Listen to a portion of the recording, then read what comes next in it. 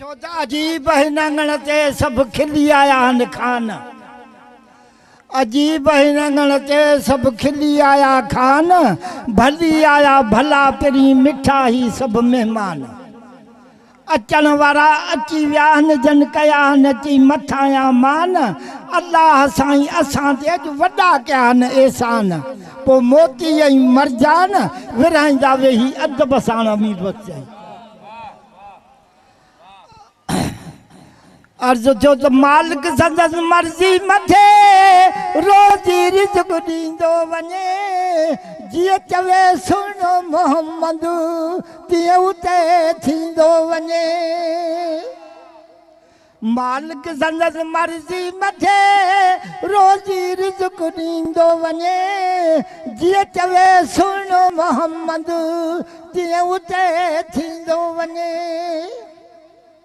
बिस्तनी अंदर बोरा को हो कमड़नि अंदर गमना को हो। मुरसलू खणी मुश्ताक थो कैफी खणी कुटंदो वञे। जीअं चवे सुहिणो मोहम्मद तीअं उते थींदो वञे। लालणू मुंहिंजो लजपाल ॾिसो जलवो तही जो जमाल ॾिसो। भूरल सुणे जा भाल ॾिसो जो वरी बि खोटा खणाईंदो वञे।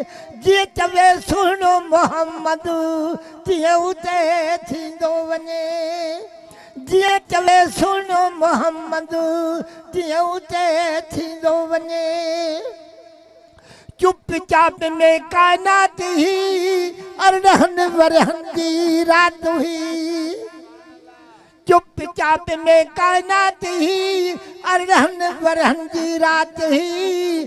मौला सदी मुलाकात हुई नूरुल हुदा वंदो वञे। जीअं चवे सुहिणो मोहम्मद तीअं उते थींदो वञे। मालिक संदसि मर्ज़ी मथे रोज़ी रिज़्क़ ॾींदो वञे। जीअं चवे सुहिणो मोहम्मद तीअं उते थींदो वञे। वाह वाही वस्तिया मोहम्मद संदी हस्तिया। वाह वाही वस्तिया मोहम्मद संदी हस्तिया। पार थी वई कस्तिया उम्मत उकारींदो वञे। जीअं चवे सुहिणो मोहम्मद तीअं उते थींदो वञे। मालिक संदसि मर्ज़ी मथे रोज़ी रिज़्क़ ॾींदो वञे। जीअं चवे सुहिणो मोहम्मद तीअं उते थींदो वञे।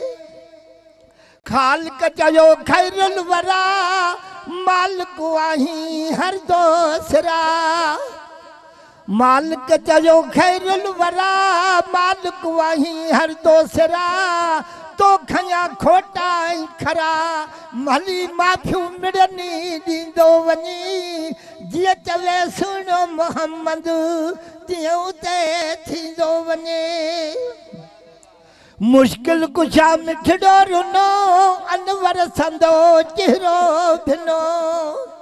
मुश्किल कुछा मिठड़ो रुनो अनवर संदो चेहरो भिनो।